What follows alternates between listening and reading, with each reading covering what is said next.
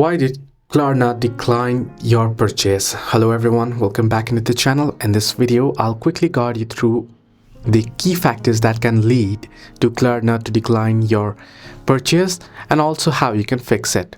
Klarna might decline a purchase for several reasons, including exceeding your credit limit, having unpaid invoices, incorrect billing information, a recent increase in spending, a high debt-to-income ratio, a suspicious purchase pattern, or simply because the store you are buying from is not supported by Klarna. Essentially, their automated system might have flagged your purchase as a potential risk to their financial stability based on your credit history and current spending habits. Now, there are also some key factors that can lead to a Klarna decline. The first is a low credit score.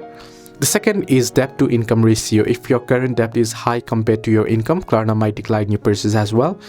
Then the recent spending activity. If you have made several large purchases recently, you want to also ensure your billing address is correct and crucial.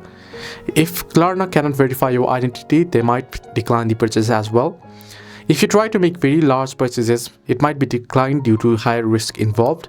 Some stores might have limitations on Klarna users as well.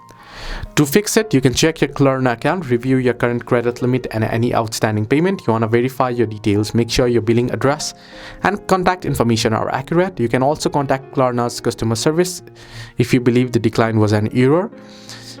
Now, if not, you can always consider alternative payment methods. Hope this video helped you. To like and subscribe, and also do not forget to leave a comment down below if you have any further issues.